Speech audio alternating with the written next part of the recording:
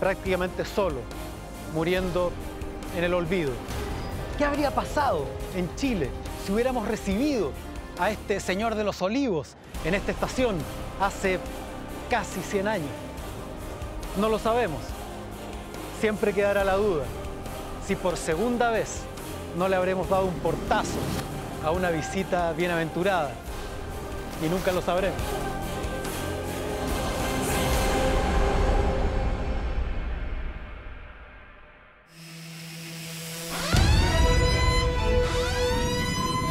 Hubo una batalla naval entre Perú y Chile en pleno 1976. Las primeras bombas comienzan a la 1 de la tarde y a las 3 horas empiezan a lanzar bombas erizo. Cuando llego a la desembocadura de Marga Marga, ya las explosiones no tan solo se sentían, sino que se veían. La historia del posible submarino espía peruano que fue detectado y bombardeado a 400 metros de la costa viñamarina. O sea, era un estruendo esto. Era un estruendo y la altura del agua era sus buenos 60 metros. ¡Wow! Y al tercer día ya esto comienza más o menos a calmar y comienza lo que se dice como operación rastrillo. Y me dijo, mira, esto es lo que yo saqué, pues, aquí está la silueta de un submarino.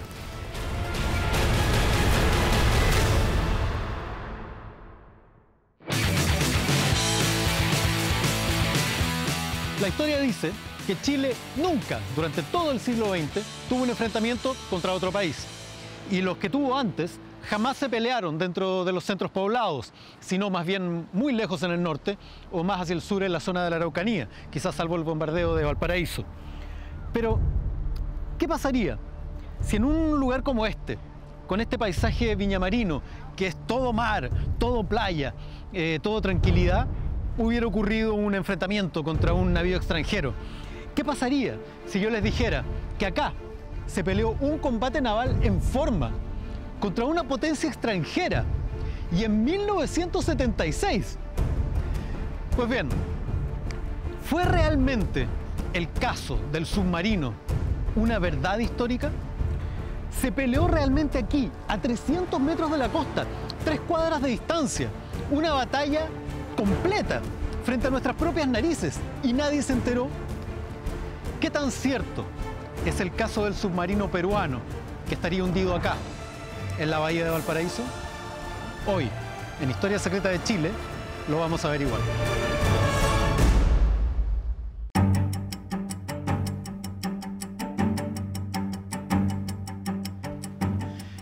Estamos en una de las universidades más lindas de Chile y quizás de varios países. Es la Universidad Santa María, está frente al Océano Pacífico entre Viña y Valparaíso. Y vinimos a conversar con Daniela Bendaño y Mauricio Palma, los autores de El secreto del submarino. Dos de las personas que quizá más saben sobre este mito urbano que durante años acompañó a los porteños.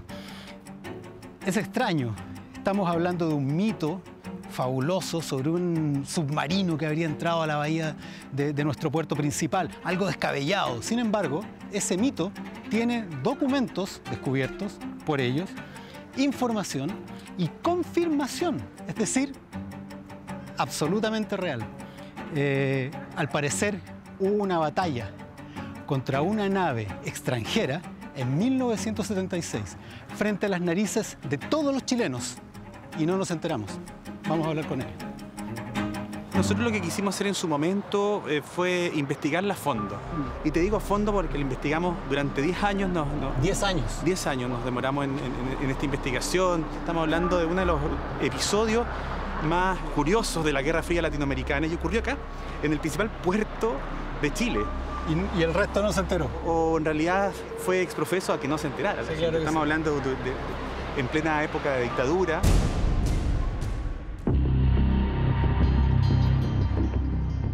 Era 1976 y el mundo vivía en plena Guerra Fría. La disputa por el mundo entre Estados Unidos y Unión Soviética tenía al planeta en un estado de paranoia permanente. Decenas de miles de misiles con cargas nucleares erizaban los continentes con la capacidad de destruirnos completamente, no una, sino decenas de veces.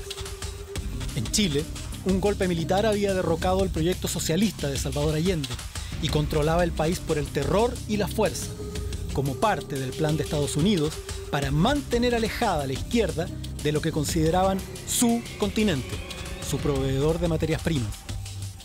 En 1976, prácticamente toda Sudamérica era gobernada por dictaduras militares pro-norteamericanas, excepto una, Perú, que además tenía serias cuentas pendientes con Chile y una poderosa armada, muy superior a la nuestra, entregada en parte por los soviéticos.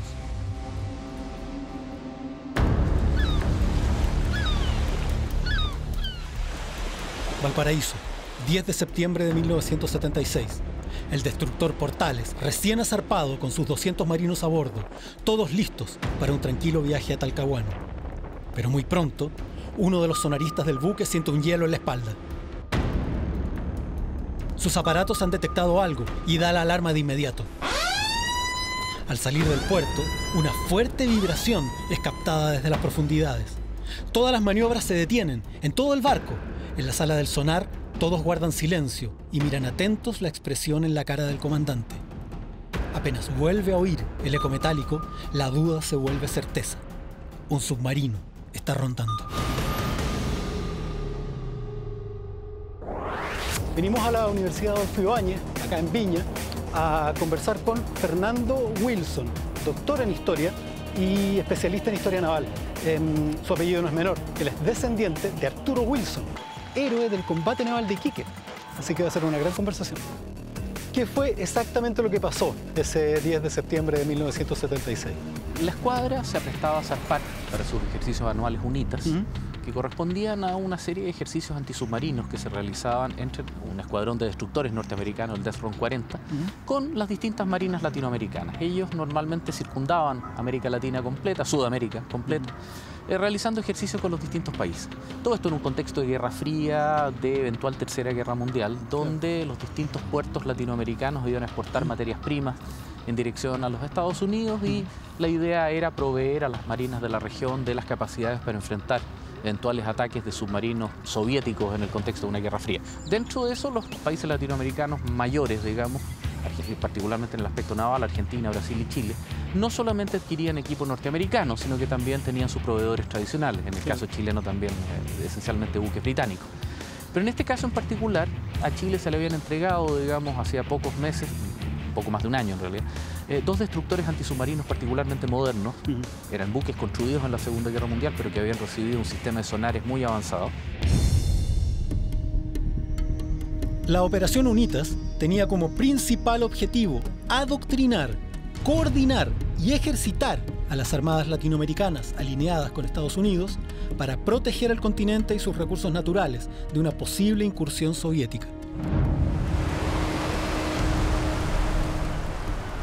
Primero también hay que tomar en cuenta que es en vísperas del tercer aniversario del golpe de Estado. Claro. O sea, las huestes gobernantes estaban atentos a que cualquier cosa, sabotaje pudiese pasar. Sin embargo, para nadie podía dimensionarse lo que iba a suceder.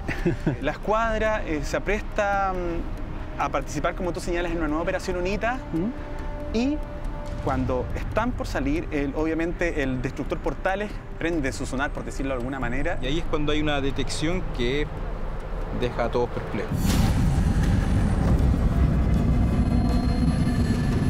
Hay una nave de guerra extranjera bajo el puerto principal de Chile. Y no era chilena, no era norteamericana, porque hicieron las comunicaciones rápidamente con la flotilla norteamericana que iba a participar en el ejercicio UNITAS. Y la gran pregunta es, si no es norteamericana, no es chilena, ¿de quién puede ser? En 1975, solo un año antes del evento del submarino, poca gente sabe que estuvimos a punto de ser invadidos por el Perú y entrar en una guerra para la que no estábamos del todo preparados. Chile vivía momentos muy complejos en ese momento en términos fronterizos, en términos limítrofes con el Perú. El año inmediatamente anterior, el 75, en agosto, se había vivido una crisis que había presagiado una invasión inminente de parte del ejército peruano. O sea, hay que tomar en cuenta que a principios de la década del 70, Perú desarrolla, bajo el gobierno de Velasco Alvarado, una carrera armamentista muy importante, precisamente con el armamento ruso. Su fin mayor era retomar las tierras cautivas que le llamaban los militares peruanos, que era precisamente Tarapacá, las que perdieron durante la Guerra del Pacífico. Hay una cosa que decir, ¿eh? Los chilenos no lo tenemos tan claro, pero los peruanos no han renunciado a esos territorios, ¿no? Nos parece que el petitorio más fuerte es el de Bolivia, pero los peruanos no han renunciado a los territorios perdidos durante la Guerra del Pacífico. Ojo con eso. Precisamente el comandante de esa fuerza, el general Morales Bermúdez, en lugar de atacar a Chile, decide derrocar al presidente del Perú, Velasco Alvarado. Qué bueno. Juan Velasco Alvarado representaba una aproximación de orden revanchista, bastante chauvinista, muy particular, que había generado una serie de problemas políticos internos y también una crisis económica mayor. Morales Bermúdez era una persona mucho más instruida, con una preparación incluso académica bastante profunda, que comprendía que un ataque a Chile iba a tener consecuencias que iban mucho más allá de recuperar o no Arica, sino que iban a colocar al Perú como un estado agresor en un contexto, vuelvo a insistir, de Guerra Fría, donde ese tipo de gracias no se premiaban activamente. Una tesis es que cuando comienzan los movimientos en la parte sur de Perú, los satélites norteamericanos le habrían advertido a Perú que no se metieran con Chile, tomando en cuenta esta dependencia soviética que tenía Perú. Sí, claro. La Marina de Guerra del Perú es más proclive a la derecha, por decirlo de alguna manera, y en ese instante Velasco Alvarado era un militar de izquierda. Era una cosa bien curiosa dentro de Latinoamérica. Claro. Y se dice que la propia Marina de Guerra del Perú habría frenado estas ansias expansionistas, invasoras, o para ellos de recuperar las tierras perdidas en la Guerra del Pacífico. Desde ese momento se comienza a recibir una enorme cantidad de ayuda militar desde la Unión Soviética, que rompe todos los equilibrios. El Perú es el primer país latinoamericano que recibe aviones supersónicos, digamos, son los primeros compradores de Mirage en América Latina, pocos meses después de su debut en combate en la Guerra de los 6 días en manos israelíes. Es decir, el Perú se arma muy poderosamente, y esto en el marco de una retórica política que no dejaba ningún lugar a dudas, digamos. El plan Inca del presidente Velasco, del general Velasco, contemplaba la recuperación de Arica. A Estados Unidos no le parece muy bien que alguien levante su poderío militar, porque lo que prefiere es estabilidad estratégica, es la estabilidad en la zona. Evidentemente. Bueno, y en este lugar, en el Molo de Abrigo, en La Poza, donde todo comienza, ¿qué barcos había en ese momento? Estaba gran parte de la flota nacional. Estaba compuesta por destructores, fragatas que recién habían llegado y las cuidaban mucho porque eran las más caras. Estaban los cruceros y todos en posiciones salen hacia el sur, donde se iban a encontrar con la flotilla norteamericana, que cuando se encuentran con esta detección de no sabían qué es lo que era, ahí tienen que empezar a tomar decisiones. ¿Qué hacemos? ¿Qué hacemos con la flotilla? Lo primero que hacen, toman las fragatas, la Lynch y la Condell, las tiran hacia el sur, porque había que protegerlas porque era lo último que tenían, era lo más caro. Entonces, pues, si algo pasaba, además no lo podían perder. También salen los cruceros, que era lo más lento que tenían, pero era lo más grande. O sea, hay un proceso primero de evacuación. Hay un momento que tienen que salir por distintos lados. Van algunos también hacia el norte, porque hay un momento de total incertidumbre. Claro. Si esto claramente nos pilla un poco mal parados. Si es finalmente, si pudiéramos hacer una metáfora, es que te levantas de tu cama y te das cuenta de que hay alguien en tu jardín. Vinimos al Museo Marítimo Naval de Valparaíso, el día está precioso, a hablar con Eduardo Rivera, porque hemos escuchado hablar de erizos, torpedos, armamento, pero es importante que un experto como él nos cuente efectivamente cuál era el armamento chileno durante ese conflicto. Bueno, quiero contarte, antes que todo, que la Armada chilena había desarrollado su capacidad antisubmarina desde hacía mucho tiempo atrás, desde la década de los 20 prácticamente. Con la llegada de los destructores clase Serrano, la Armada inicia el desarrollo de una capacidad antisubmarina. En la década de los 40 tuvimos una pequeña flotilla dedicada exclusivamente a la guerra antisubmarina. Por lo tanto, esto no era novedad para la Armada de Chile en la década de los 70. Y lo que tenía la Armada chilena para la época era principalmente unidades que provenían de una tecnología propia de la Segunda Guerra Mundial. Acompáñame por acá. Este balón de gas, oye. Parece un balón de gas, pero se llama squid, ¿ya? Porque la traducción en castellano del inglés de squid es calamar. Sí, pues. Se llama squid porque la gracia que tiene es que al momento de ser disparado, ¿cierto? Esto cae al fondo del mar y si tú te das cuenta tiene una especie como de cola de torpedo. Sí. Esta hélice va fija, entonces la gracia es que todo al caer al agua va girando por el mismo efecto hidrodinámico, va rotando y mantiene una trayectoria más o menos regular. Pero esto se disparan en un mortero triple, es decir, van 3 en línea, se disparan, ¿cierto? Y forman un triángulo y eso cae al fondo del mar y logra hacer estallar a este contacto que podría ser perfectamente un submarino y destruirlo por completo. O sea, si eso puede hundir un submarino, esto créeme que lo destruye. Tú me contabas que mandaron a estos destructores hacia el sur, desplazaron a otros hacia el norte. ¿Quiénes son los que se quedan para la operación de repeler esta...? Se quedan 4 destructores, el Portales, el Centeno, el Serrano y el Cochrane. Esos 4 destructores se van a quedar y obviamente se comunican con la primera autoridad naval en ese momento, que era el almirante Merino. Y él da una instrucción muy clara, dicen, o que aflore, es decir, que a partir de las acciones militares, las bombas, lo hacen salir a superficie, o bien lo hunden. Pero la orden es atacar. La orden es atacar. En algún momento era una comunicación a través de teléfonos submarinos, pero obviamente no hubo acuso de recibo. ¿Dónde ocurre esto? Esto, bueno, se va a trasladar desde donde estamos acá, frente está la Universidad de Santa María, y va a llegar hasta cerca de La Salina. Un escenario amplio. Las primeras bombas comienzan a la 1 de la tarde, es decir, ya la detección es a las 10 de la mañana de este presunto submarino, y a las 3 horas empiezan a lanzar bombas Erizo. Y en un momento también se llaman a aviones de la base de Quintero, unos aviones Grumman, que también despegan desde allá y empiezan con sus sensores a colaborar donde estaba ubicado. ¿Este fue el escenario de la batalla? Este era el teatro de operaciones de...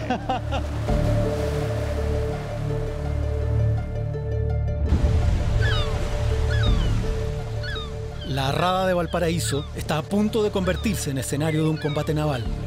Por un minuto reina el silencio y la costa queda prácticamente despejada para la libre maniobra de solo 4 buques chilenos. Los destructores Portales, Centeno, Serrano y Cochrane parten a la caza de la inesperada amenaza submarina.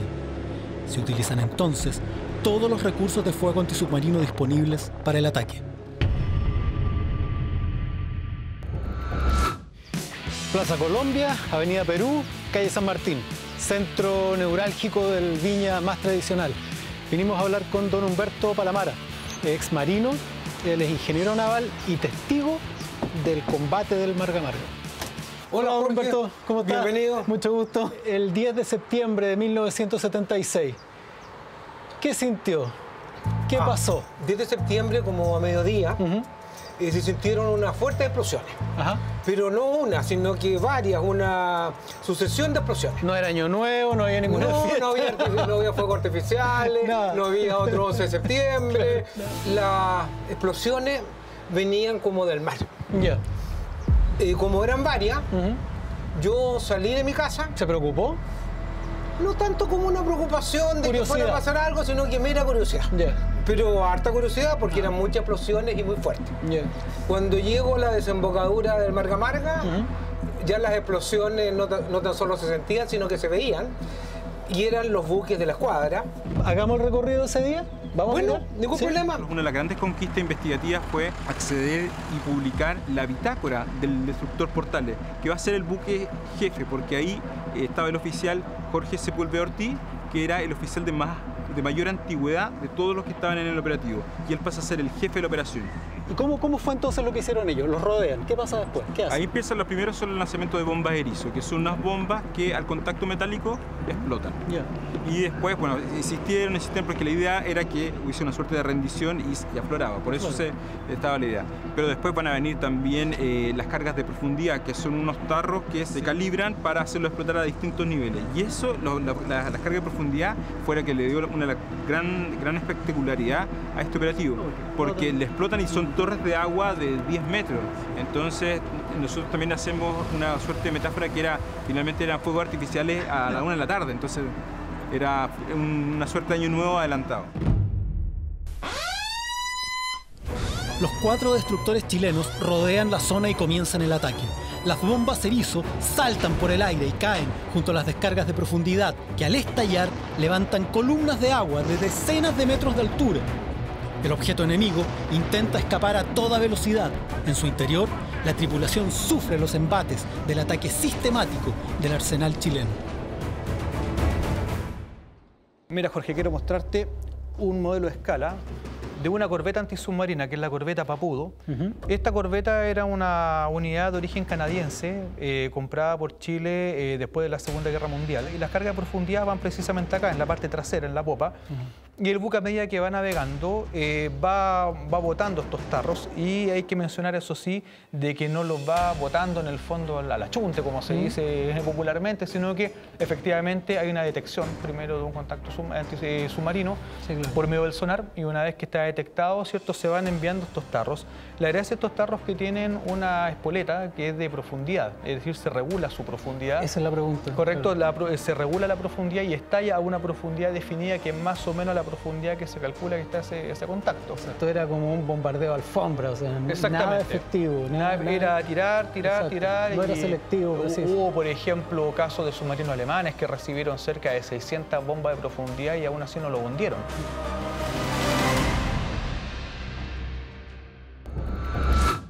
En esta búsqueda para verificar si lo del submarino es o no real, vinimos a Quilpué a hablar con don Sergio González, que tiene una pista maravillosa para verificar si efectivamente en las profundidades de Valparaíso hay un submarino o no. Don Sergio, lo voy a llevar 42 años en el pasado. ¿Dónde estaba usted el 10 de septiembre de 1976? Bueno, en aquel tiempo yo era director de la Escuela de Pesquería, Alimentos y Oceanografía de la Universidad Católica. Tiene su sede todavía en el Membrillo, arriba. Ah, claro, arriba de la caleta. Ha sido como la 1:30 de la tarde cuando salió la Flota Nacional. Y de ahí se ve el molo y salió la escuadra. La escuadra ahí. De repente, digamos, varios de estas embarcaciones, destructores, supongo que eran, se situaron de manera estratégica en un sector de la bahía. Como rodeando algo. Correctamente. Y ahí empezaron a lanzar bombas de profundidad. Nosotros, decían, universitarios ahí, ¿cómo se gastan la plata estos tipos? Claro. El erizo era un cajón, me gusta mucho graficarlo como el cajón donde uno juega la rayuela, para que se haga una idea. Un cajón bajo, ¿cierto?, que va a cada banda, a cada costado del barco. Y ese cajón tiene unas espigas, unas puntas en el fondo, por eso se llaman erizos. Y eso permite encajar este proyectil. Y cuando el barco detecta un contacto submarino, lo que hace es disparar estos proyectiles y salen todos al unísono. Y estos proyectiles forman una especie de aro, de anillo, de alrededor de unos 30 metros de diámetro, ¿cierto? Y este anillo cae, por lo tanto, imagínate que cada proyectil que eventualmente choca, ¿cierto?, puede provocar un daño que es tremendo, porque tengo prácticamente una gran cantidad de proyectiles que van cayendo. Uno le pegará. Uno le pegará, y piensa tú que la onda expansiva, ¿cierto?, tiene un daño mucho mayor, porque el agua finalmente es plástica. En toda esta parte que tenemos al frente, principalmente frente al castillo Wolf, a lo mejor frente a donde mismo estamos nosotros, es donde los buques de guerra, particularmente estaba el destructor Portales, que era un buque antisubmarino, también estaba el Centeno, y había un buque de los APD. ¿Y a qué distancia más o menos de la costa? Unos 300 metros. O sea, aquí mismo. Al frente. Al frente, porque los buques se veían muy cercanos y lanzaban las bombas de profundidad. O sea, era un estruendo esto. Era un estruendo, y la altura del agua era sus buenos 60 metros. ¡Wow! Bueno, yo regresé para acá como a las 6 de la tarde. Y a lo largo de la costa, siempre la parte que se puede ver cuando uno viene en un vehículo. Digamos eso, cuando uno viene de Playa Ancha, donde está, uno bordea toda la costa, por Viña, antes de entrar aquí al pueblo. Y ahí, en Caleta Portales, ¿no es cierto?, y ahí en la playa Casino, ahí, habían, ¿cómo se llama?, marinos con armas, con fusiles. ¿Soldados? Soldados, claro. No sé con qué tipo de arma era. Claro. Estaban ahí pero con fusiles. Como haciendo guardia ahí. Ah, mira. Claro. Como rodeando la bahía. Correcto. Muchos infantes de marina fueron sacados a toda la bahía, prácticamente desde Valparaíso hasta el sector de Concón, para atrincherarse, porque también se tenía el temor que fuese un desembarco anfibio, etcétera, etcétera. Durante 3 días tuvimos infantes de marinas apuntando con sus armas al mar Pacífico, a la espera de que pudiese ocurrir otra cosa peor. Había un submarino. Eso es indiscutible, ¿no? Había un submarino. había un submarino. ¿Por qué había un submarino? Porque todos los sonaristas lo identificaron como tal. O sea, no hubo una opinión disidente que dijera, no, este puede ser una ballena, un cachalote o algo así. No. Llegué a la casa, cenamos con mi mujer, mis hijos, qué sé yo, y como a las 11 de la noche me llamaron de la Gobernación Marítima y me apersonara de inmediato allá. Esto no era normal. No, claro. La persona que me atendió ahí no me acuerdo qué grado tendría, ¿no? Entonces me dijo, tenemos un elemento armado en la bahía.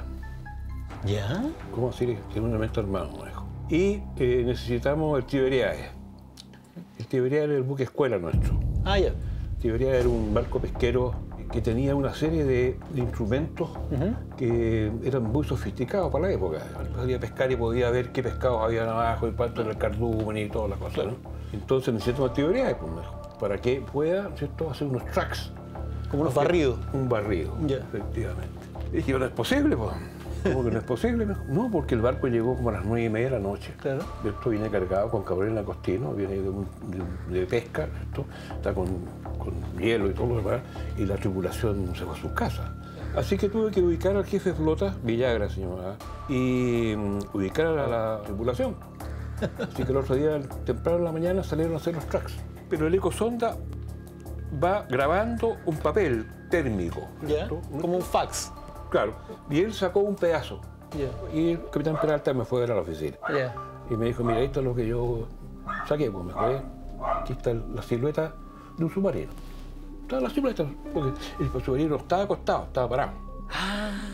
Pero él, como técnico, experto, le dijo, esto es un submarino. Sí, claro. Sin duda. Sin duda. El destructor Portales siente por un momento un ruido de torpedo. Es decir, el submarino lanza un torpedo hacia hay fuego cruzado hacia el destructor Portales. Hubo respuesta. Para tratar de abrirse paso. Claro. Lanza y claro, uno quizás con la ingenuidad infantil, uno pensaba que disparaba y en 2 segundos se destruía el barco. Bueno, pero demora bastante en que desde que se lanza el torpedo y finalmente pueda dar con el destructor. Y el destructor, al escuchar el movimiento del torpedo, hicieron un movimiento de zigzag y lograron esquivar el torpedo. La vibración metálica detectada de pronto es interrumpida por un ruido potente. Cada vez más fuerte, como el motor de un vehículo acercándose desde el fondo marino. El sonarista da la alarma, el comandante indica maniobra evasiva, el barco se inclina hacia un costado con todos sus motores en tensión, buscando esquivar el proyectil que pasa a solo unos metros del casco y estalla un poco más allá, evitando una tragedia mayor para el Portales. Esto es súper importante. ¿Dónde obtuvieron ustedes información que hubo un torpedo disparado? Aparece en la bitácora. ¿Aparece en la bitácora? Aparece en la bitácora y también aparece en el relato del comandante Sepúlveda. Y en el relato también de los otros integrantes, de los otros tripulantes del destructor Portales. Detectaron una hélice de movimiento. Ellos señalaban escuchar una especie de citroneta que se acercaba. Y ordenaron silencio completo en el destructor Portales. Y siente cómo se empieza a acercar, y en una maniobra del comandante Sepúlveda, él manda a esquivar el destructor. Maniobra evasiva. Exactamente. Y finalmente el torpedo sigue su rumbo. O sea, imagínate lo que hubiese sido que uno de los principales destructores de la Armada de Chile hubiese sido hundido en Valparaíso, en el principal puerto de Chile. Eso pudo haber ocurrido. Esto dura aproximadamente 3 días. No, si fue largo. Inclusive muchos buques fueron a Talcahuano y fueron a buscar más armamento. ¿Por qué? Porque se consumió el armamento que tenían los buques. Se gastaron todo. Hubo que ir a buscar la reserva. Y al tercer día ya esto comienza más o menos a calmar y comienza lo que se dice como operación rastrillo. Si es que le dimos a algo, ¿qué pasó? Los destructores se ponían mirando hacia la bahía, pero sin embargo por el otro sector, donde no podía ver la gente, comenzaron una serie de trabajos de submarinistas para averiguar finalmente qué pasó. También comenzaron por un tema de esquizofrenia local, si hubo una mancha de petróleo o no, etcétera, etcétera. ¿De qué manera se vive adentro un impacto directo, por ejemplo? La verdad que se siente mucho, de manera mucho mayor, porque los sonidos bajo el agua se transmiten a una mayor velocidad, ¿cierto?, de lo que sucede en el aire. Es decir, el submarino se mueve, vibra, ¿cierto? Pueden perfectamente haber vías de agua. Piensa tú que estamos hablando de submarinos que para la época también son submarinos tecnología Segunda Guerra Mundial. Exacto. Bueno, esa vibración naturalmente comienza a producir vías de agua, comienza a producir desquiciamiento de elementos que van dentro del submarino, estructurales. Se produce un colapso porque la presión del agua. Porque es la presión. A diferencia de lo que sucede con los aviones, por ejemplo, que los aviones también hemos visto muchas veces en el cine que vuela la ventana al avión y como dentro tú tienes una presión mayor que lo que hay afuera, el avión explota. Pero abajo es al revés. Claro. La presión del mar es mucho mayor que lo que hay dentro. Por eso que el submarino tiene un doble casco. El casco exterior que nosotros vemos, ¿cierto? Y tiene un casco de presión. El submarino de guerra no tiene ventana. Entonces, ¿por qué? Porque la presión que soporta es muy grande. O sea, no sabes lo que hay afuera. Va ciego. El submarino, al momento de producírsele una vía de agua, se le produce una implosión, que se llama, y el submarino con eso finalmente... Las personas que están dentro, ¿qué posibilidades tienen en ese caso? Mira, son prácticamente nulas. La única posibilidad que hay es que el submarino tenga una avería que le permita posarse en el fondo del mar y de ahí escapar. Y ahí comenzó a recorrer como una culebra los cerros de Valparaíso este mito, este rumor, que efectivamente había ocurrido más que un ejercicio naval, una batalla naval. La batalla del Marga Marga. La batalla del Marga Marga, efectivamente. Yo pensé que era un ejercicio naval y particularmente porque yo era marino, era cadete, pero lo vinculé con la Operación UNITA. Exacto, que estaba ocurriendo en esa época. Que estaba ocurriendo en ese momento. Ahora, cerca de la costa era como raro. Yo también soy de Valparaíso y no ocurrían esas cosas tan cerca.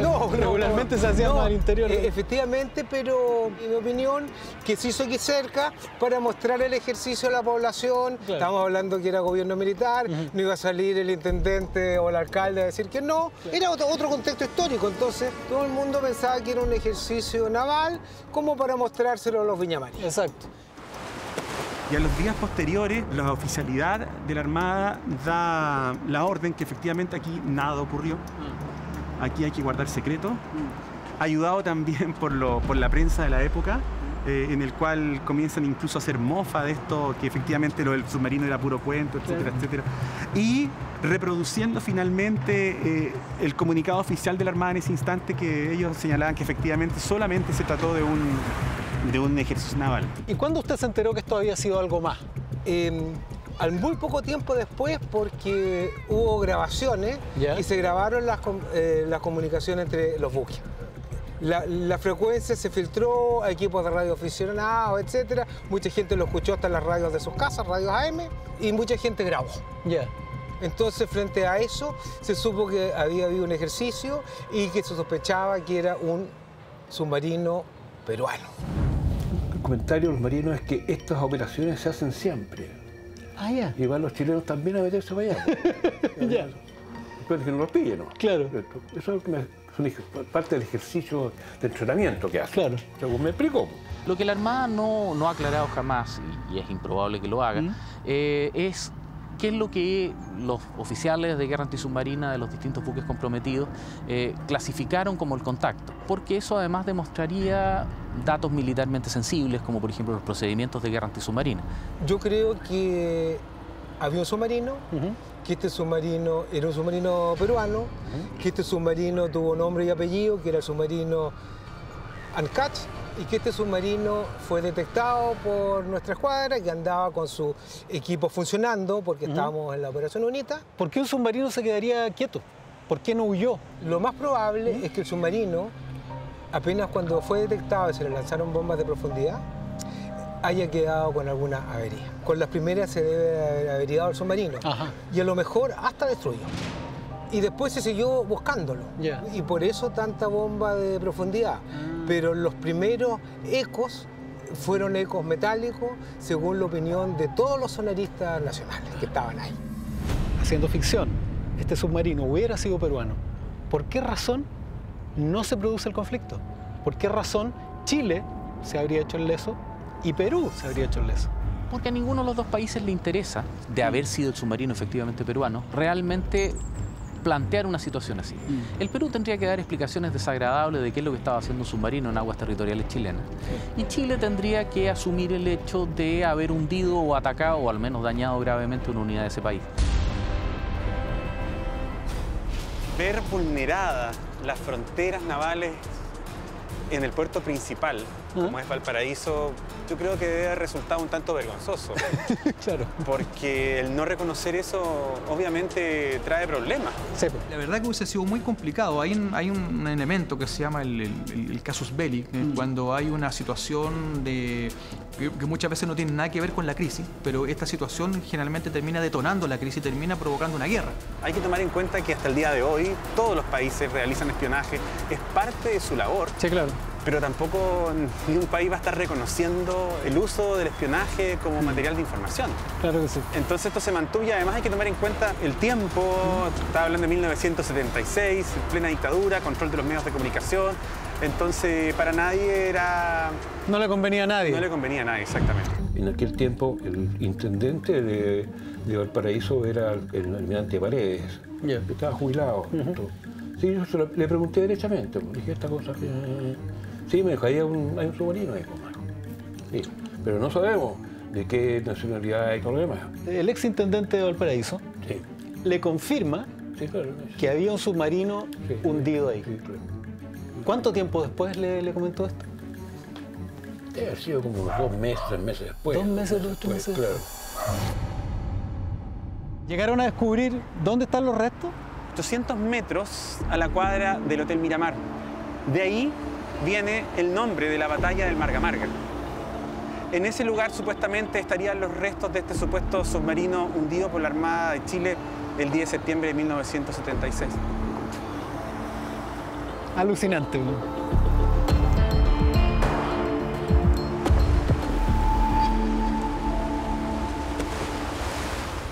Una de las labores del Estado es generar cohesión entre los habitantes de un territorio. De esa manera, producir comunidad que trabaje y que esté enamorada de ese territorio. Yo soy chileno y esta es mi bandera.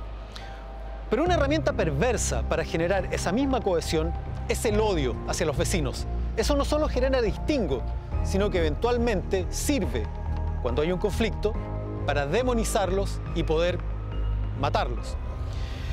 Por eso la historia hace énfasis en los conflictos que hemos tenido con los peruanos, bolivianos y los argentinos.